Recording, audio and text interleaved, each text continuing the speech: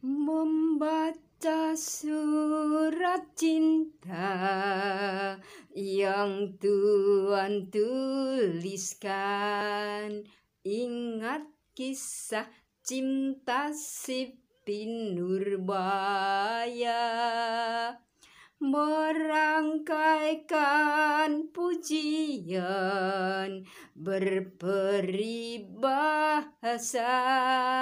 Ku tahu maksudnya menyayang diriku. Wajah cantik dan ayu siapa yang punya, mata lentik dan sayu siapa yang punya. Ku yang bangga bahagia siapa yang punya, kalau bukan Tuhan kekasih saya. Dalam nama Bapa dan Putra dan Roh Kudus. Amin. Allah Bapa yang Maha Kasih, berkatilah kami agar saling menghargai satu sama lain sebagai laki-laki dan perempuan. Hadirlah dalam pembelajaran saat ini, sehingga kami memahami makna berpacaran sebagai relasi laki-laki dan perempuan untuk berkembang sesuai dengan kehendak-Mu. Demi Yesus Kristus, Tuhan dan Juru Selamat kami, yang hidup dan berkuasa bersama Engkau dalam persekutuan dengan Roh Kudus, kini dan sepanjang segala masa. Amin. Dalam nama Bapa dan Putra dan Roh Kudus. Amin. Selamat pagi anak-anak. Hari ini kita bertemu kembali dalam pembelajaran berpacaran. Beberapa waktu yang lalu kita sudah membahas tentang berteman, bersahabat. Nah, sekarang berpacaran. Iya. Anak-anak sudah pernah berpacaran belum? Sebenarnya berpacaran itu apa toh? Berpacaran itu persiapan bagi pasangan muda-mudi untuk membangun hidup berumah tangga yang kokoh. Itu pacaran. Tetapi coba lihat itu.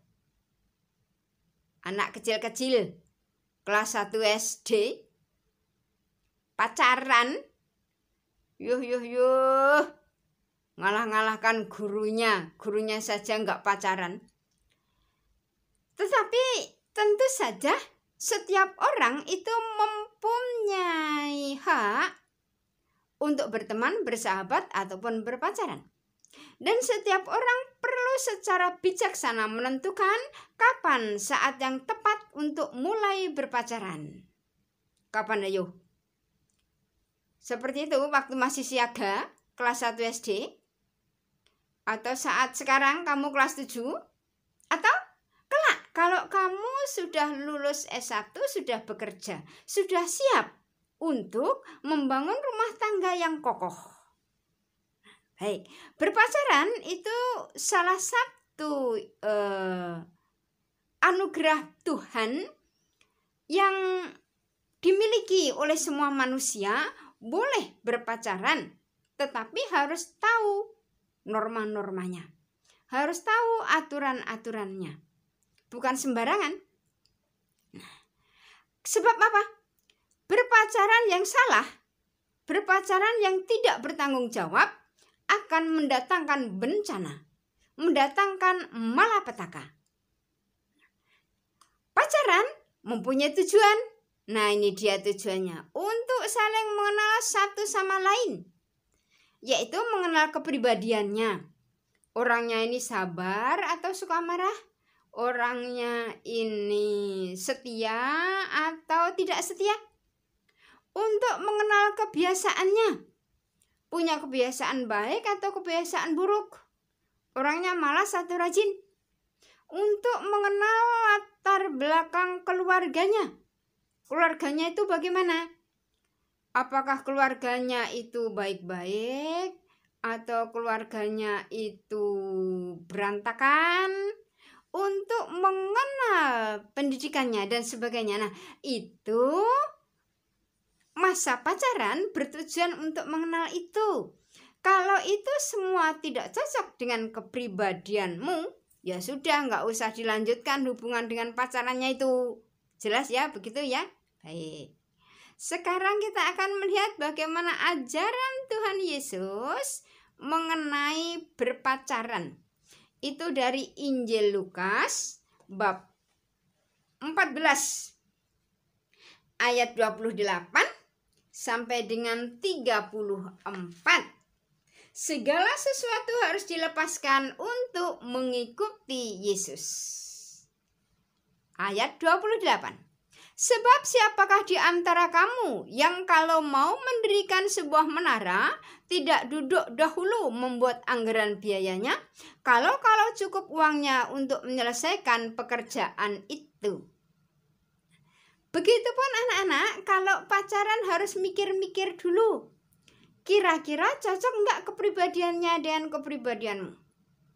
Kira-kira dia setia atau tidak? Kira-kira bisa bertahan sampai mati atau tidak? Sebab yang disebut membangun rumah tangga itu bukan hanya sehari 2 hari. Jadi berpacaran itu untuk berpikir-pikir pasangannya itu tepat atau tidak, sesuai dengan kehendak Tuhan atau tidak. Nah, kalau pacaran malah mengganggu pembelajaran seperti dalam bukumu pada halaman 132, sekarang kamu berubah. Itu kisahnya Anton yang berpacaran saat masih sekolah. Nah, ternyata prestasinya menurun, nilai-nilainya menurun, studinya gagal. Nah, sekarang kalau pacaran hanya menggagalkan studi, untuk apa? Tidak usah pacaran. Lebih baik studinya harus berhasil. Begitu anak-anak? Nah, berikut ayat berikutnya, ya. Supaya jikalau ia sudah meletakkan dasarnya dan tidak dapat menyelesaikannya, jangan-jangan semua orang yang melihatnya mengejek dia sambil berkata, orang itu mulai mendirikan, tetapi ia tidak sanggup menyelesaikannya. Atau raja manakah yang kalau mau pergi berperang melawan raja lain, tidak dahulu untuk mempertimbangkan apakah dengan 10.000 orang ia sanggup menghadapi lawan yang mendatanginya dengan 20.000 orang? Jikalau tidak, ia akan mengirim utusan selama musuh itu masih jauh untuk menanyakan syarat-syarat perdamaian. Begitupun dalam hal mempersiapkan rumah tangga, dalam hal berpacaran, kalau kira-kira tidak tepat bahwa pasangan itu sesuai dengan kehendak Tuhan, ya diputus saja. Tidak usah dilanjutkan hubungannya dengan itu. Berikut sekarang ayat 33. Demikian pula lah tiap-tiap orang di antara kamu yang tidak melepaskan dirinya dari segala miliknya tidak dapat menjadi muridku. Itu artinya kita ikut Yesus itu bisa melepaskan segala sesuatu. Artinya kalau orang berpacaran itu harus bisa melepaskan keinginan tak teratur. Pacaran harus mendukung studi, bukan seperti Anton tadi menggagalkan studi. Sekarang ayat 34. Garam memang baik, tetapi jika garam menjadi tawar, dengan apakah dapat diasinkan? Kalau pacaran hanya mendatangkan malapetaka, tidak bisa lagi dibuat menjadi indah. Studinya gagal, ya merusak semua masa depan. Garam menjadi tawar, sulit sekali itu untuk dibangun. Oleh karena itu berhati-hati, harus taat pada norma-norma yang ada, pada aturan-aturan yang ada. Nah, berikut hal-hal yang perlu diperhatikan, aturan yang perlu diperhatikan kalau kamu pacaran. Yang pertama, taatilah norma-norma agama dan norma-norma masyarakat yang berlaku. Norma masyarakat itu ya kalau wakuncar, wajib kunjung pacar malam minggu, itu ya tidak sampai larut malam, paling malam jam 9. Tunjukkan sikap saling menghormati terhadap pacar. Bukan ejek-mengejek, hina-menghina, atau perilaku yang tidak sopan. Kenakanlah pakaian yang sopan dan hindari tingkah laku yang dapat menimbulkan dorongan nafsu seksual. Nah, itu harus, itu penting. Sebab itu yang kalau tidak dilaksanakan yang mendatangkan malapetaka. Berikut. Pilihlah tempat yang terbuka dan layak untuk berdua, hindari berpacaran di tempat yang tersembunyi, apalagi sampai larut malam. Nah, malapetaka akan datang kalau kamu pacaran sampai larut malam. Oleh karena itu, batasi itu waktunya. Jelas? Di sini normanya, jangan sampai larut malam. Begitu? Ya, meskipun ada lagu malam minggu, malam yang panjang buat pacaran, itu pun nggak boleh sampai larut malam. Begitu? Nah, sekarang hindarilah tidur di pangkuan pacar saat berduaan, sebab itu berbahaya. Hargailah kepercayaan orang tua yang sudah diberikan kepadamu. Itu artinya kamu harus taat pada orang tua. Kalau orang tuamu mengatakan pulang jam 8, ya harus jam 8 pulang. Jangan sampai larut-larut gitu. Hindarilah blue film. Film-film atau gambar-gambar porno. Nah, itu yang membawa ke arah malapetaka karena sering nonton film porno begitu. Berikut. Tidak dibenarkan pulang larut malam, apalagi tidur di tempat pacar. Dilarang itu tidur di tempat pacar. Begitu anak-anak? Iya, akan mendatangkan malapetaka. Nanti garam menjadi tawar. Begitu? Iya, sekarang tugasmu. Ini tugas untuk penilaian harian. Untuk ulangan pertama ya. Apa artinya berteman? Itu nanti kamu tulis di bukumu. Tuliskan nama 2 orang temanmu. Temanmu itu siapa saja, kamu tulis namamu. Yang tahu ya kamu sendiri. Ibu nggak ngerti siapa temanmu. Siapakah 2 orang yang bersahabat? Menurut kitab 1 Samuel bab 18 ayat 1-4. Kamu buka nanti kitab 1 Samuel. Apa artinya sahabat sejati? Apakah kamu mempunyai sahabat sejati?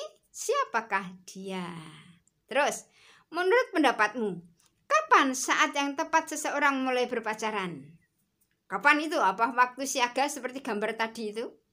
Atau kapan? Ini kamu harus menjawab dengan tepat. Kalau nanti tidak tepat ya nilainya tidak bisa bagus. Begitu. Nomor 7. Apa tujuan masa pacaran? Sekarang ini dia. Gambar nomor 8. Berikan pendapatmu tentang gambar 2 orang di samping. Pendapatmu itu apa? Begitu, ada seseorang yang megang laki-laki, memegang bunga itu yang laki-laki itu. Dan yang perempuan itu begitu. Ya, baik, itu. Pendapatmu apa? Kamu tulis. Terus nanti dikirim ke ibu itu untuk ulangan ya anak-anak.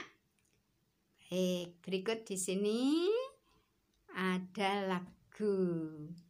Gemuruh ombak menderu, berlomba menuju pantai, bagaikan 2 orang yang bercinta.